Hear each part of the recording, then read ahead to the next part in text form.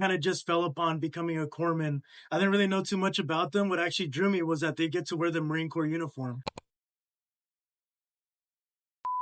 Honestly, like my ideas were somewhere else. I didn't really know what I was getting myself into.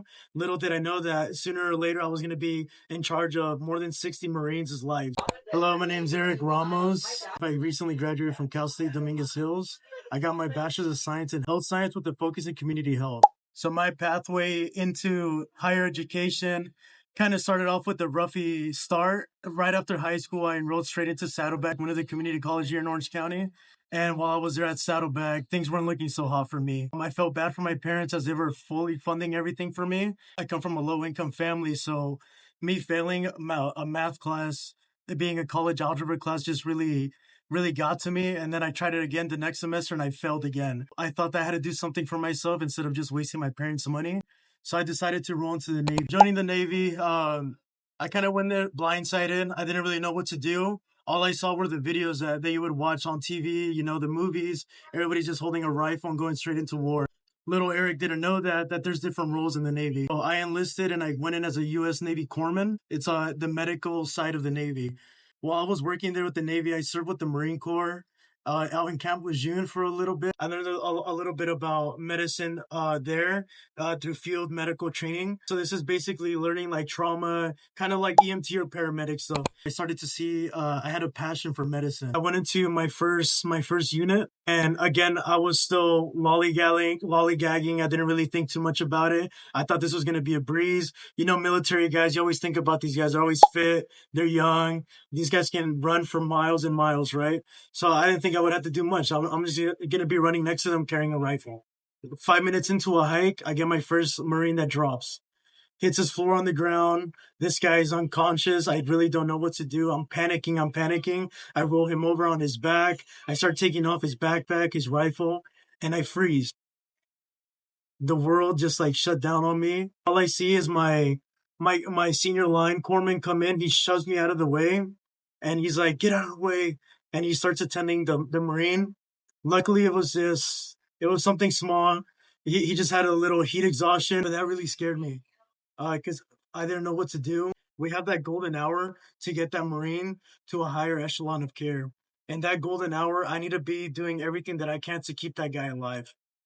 So learning more and doing more in medicine is kind of what drove me and kind of brought this inspiration for me to become a PA. PA is a physician assistant. This is a mid-level provider. They don't have a license, but they can work under the doctor's license. In the Navy, I worked with a lot of PAs and a lot of doctors, and the PA just kind of drove my attention more because I saw that the schooling was a little bit shorter than becoming a medical doctor, an MD or a DO. So it's 2 years, kind of like a master's program. So that's actually what got me started into pursuing a higher education. After serving 5 years with honorable discharge, I got out of the Navy, and that's how I ended up at Cal State Dominguez Hills. Admission process into Cal State Dominguez Hills started off very rough again. I never applied to a university, so this was my first time applying to a university. I only had one other family member that was at a university currently while I was trying to apply. He was at San Diego State, and he was actually the one that actually led me to go into the website where you even had to apply to a university. That's how lost I was in this whole process. But even though I was that lost, I still determined myself that I am going to get accepted into a school, and I started applying. Cal State Dominguez Hills just really grabbed my attention. It's a smaller school that has that 1-27 ratio. It means one professor to 27 students. During the application process, it asks you if you're a military veteran. I clicked yes, of course, Navy. After I got accepted and I heard back from them, the Veteran Resource Center was the second email I received from the university. The VRC, they're there to help the veterans, and they're really there. They're on top of it. And they guided me how to apply and how to use my GI Bill to pay for my school. Cal State Dominguez has a very streamlined process where it's literally like 6 clicks away, and you just submit your DDD 214. That's your paper saying that you serve your country and you have now become a veteran or a retiree, and then submitted my GI Bill. The GI Bill is one of the benefits that you get after serving your country for at least 2 years in the military. Any branch, as long as you serve 2 years honorably. And then the VRC, they're now doing everything, and then the VA is contacting them, and they're just sending you emails on the updates of what's going on, or they're sending you mail on what's going on with the process and where you're at in the process. I got out of the military on October 20th, and I just went straight into school. Luckily, it was online, so the transition to school wasn't as hard, but the transitioning into sitting down and studying was one of the biggest setbacks for me. I was able to meet up with my professor, and I just told her, like, I'm just having a hard time. I can't be sitting down for more than 30 minutes to an hour just reading this textbook. Everything became either so hard or complex, or I would just get distracted by something such as my phone. So what she told me, well, you said you can't study for 30 minutes. Have you tried studying for 15 minutes? And for me, I'm like, that's naive. That's absurd. Like, why would you only study for 15 minutes? But I'm like, you know what? I'll give it a try. By the end of the week, I was starting to remember everything that I was going through on my textbooks and all the formulas and all these other stuff. So everything just started to become a lot easier just doing a 15-minute study period for each of my classes. Being at Cal State Dominguez Hills, being with those professors, I'm still in contact with them today. Some of them even wrote me letters of recommendation. That connection that I really made in Dominguez Hills is something that I value so much and I cherish. Even though it's a smaller school, like to this day, I am so thankful that I went to Cal State Dominguez Hills. After 3 years at Dominguez Hills, I graduated with a Bachelor's of Science in Health Science with a focus in community health. I kind of took a break from school, which I'm taking a break right now, being a manager at the clinic that I work for. We're here for those people without insurance. We're here for those people with Medi-Cal, Medicare. This is something that kind of falls into social working because I want to advocate for them. I want to let them know that we're here for you guys.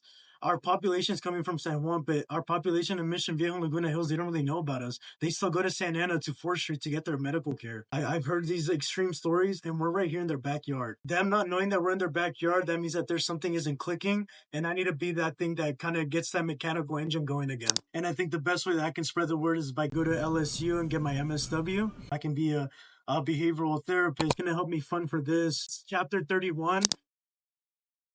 Things change in life, and I found kind of something that actually really grabbed my attention. Not that I'm kind of pushing that away. It's never too late to go back to school. I can probably do that later in life or become a registered nurse. Even for the words that I don't know, believe me, I bought a medical terminology book and I'm reading that thing almost every night. I try to learn these words so I can have a better communication with my patients and to help out the providers, help the patients get that care. If my translation is off, my interpretation is off, our experience at the clinic is going to be off, and we don't need. I want these guys to get the best care that they can.